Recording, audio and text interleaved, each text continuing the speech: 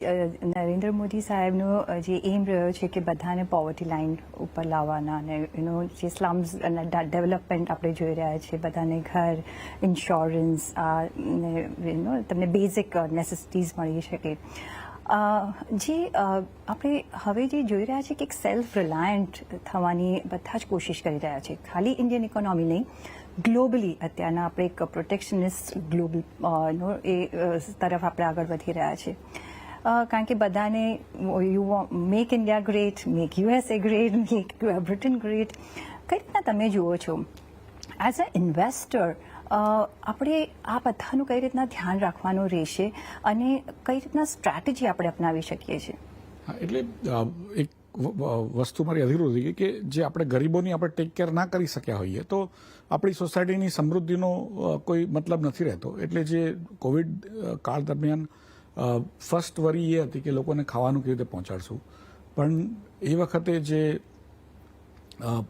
પીડીએસને એ બધું ફ્રેમવર્ક ઊભું કર્યું કે જેથી 80 કરોડ લોકોને ફ્રી રાશન મળે છે દર વર્ષે, એટલે દર મહિને આટલા વર્ષ થઈ ગયા, હવે 5 થી 6 વર્ષ થઈ ગયા.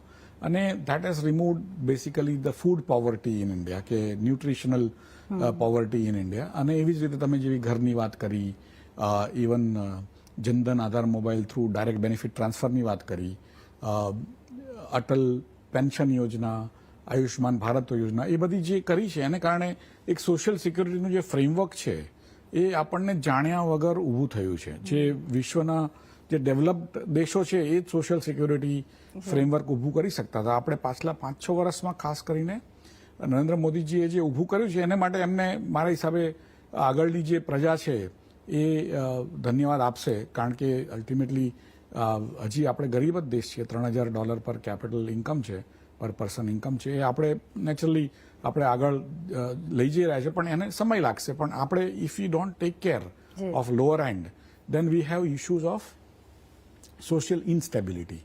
એટલે એ જે ઊભું કર્યું છે એ બહુ સારી રીતે મારા હિસાબે એ આગલા જ્યારે હિસ્ટ્રી લખાશે 100 વર્ષ પછી ત્યારે નરેન્દ્ર મોદીજીની એચિવમેન્ટમાં આ જે સોશિયલ સિક્યુરિટીનું એક ફ્રેમવર્ક ઊભું કર્યું છે એ બહુ મહત્વનું ગણાશે એવું મારું માનવું છે. હવે જે વાત રહી આપની કે કઈ જગ્યાએ આપણે નિવેશ કરવું અને વિશ્વમાં દરેક દેશ આત્મનિર્ભર થવા જઈ રહ્યો છે કે દરેક દેશ પોતે પ્રોટેક્શન કરવા જઈ રહ્યો છે, તો એનું બી એક કારણ છે કે જે વિશ્વમાં પરિસ્થિતિઓ એક સાથે એક સેકન્ડમાં નોર્મલી ઉદ્ભવ થતી નથી. આ કોવિડનો વખત આવ્યો એ વખતે યુ કેન સે કે ભાઈ બહુ ઓછા સમયમાં એક વસ્તુ જે આપણે કોઈ દિવસ એક્સપેક્ટ નથી કરી એ ઊભી થઈ. પણ 1944માં જ્યારે વિશ્વયુદ્ધ 2 પૂરું થયું ત્યાર પછી નવી સંસ્થાઓ બની, નવું વર્લ્ડ ફ્રેમવર્ક થયું.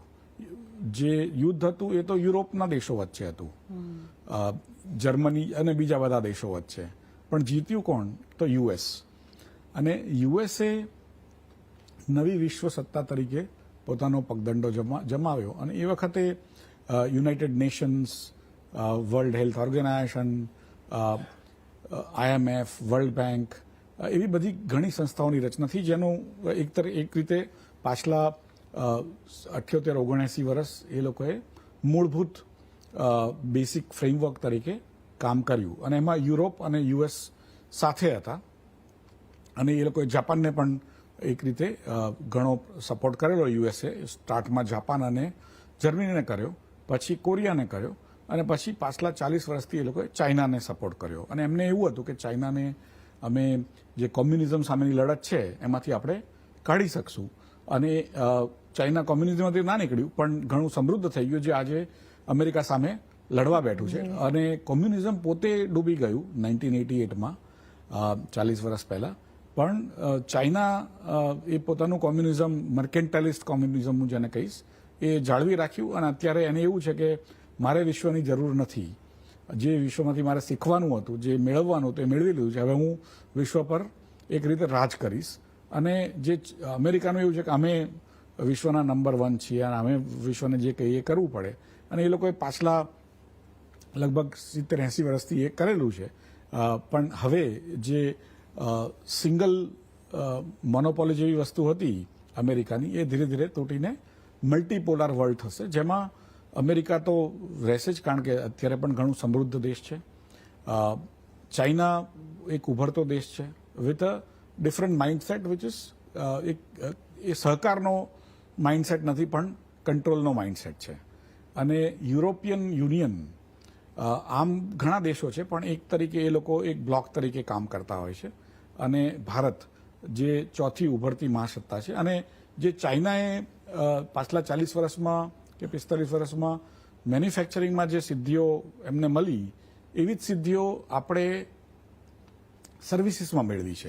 અને એને કારણે આપણે અત્યારે ઘણા એક રીતે ભલે લો પર કેપિટા ઇન્કમ ગણાતી હોય, આજે આપણે લો મિડલ કેપ પર ઇન્કમ કેટેગરીમાં આવીએ છીએ, પણ આપણી જે ટેકનોલોજીની ક્ષમતા છે, જે આપણે આખા દેશમાં નરેન્દ્ર મોદીજીએ હવે અપનાવવાનો ટ્રાય કર્યો છે 4G 5G ને બધું લાવીને, તો એને કારણે મને એવું લાગે છે કે આગળ જતા જે બી વેલ્થ થશે એ વેલ્થ નેચરલી ટેકનોલોજીને કારણે જ બનતી હોય છે. અને એમાં જે એક્સપિરિયન્સીસની જે લાઈફ છે, એમાં એવી કંપનીઓમાં તમે નિવેશ કરો તો, અને એ કંપનીઓ જો ઉપર આવે તો આગળ જઈને જે ફિઝિકલ કંપનીઓ છે એમાં તો નેચરલી ચાઇનાનો પગદંડો છે. આપણે પોતે પણ હવે ચિપ્સ મેન્યુફેક્ચરિંગ બી કરી રહ્યા છે, અને મોબાઈલ મેન્યુફેક્ચરિંગ બી કરી રહ્યા છે, અને સર્વર મેન્યુફેક્ચરિંગ બી કરી રહ્યા છે, અને ઘણું એક્સપોર્ટ બી આજે આપણે કરી રહ્યા છીએ. પણ એ એક ફિઝિકાલિટી વગર તો લાઈફ નથી, એટલે ફિઝિકલ એક્ટિવિટીઝ આપણે કરવી જ પડશે. Manufacturing jobs,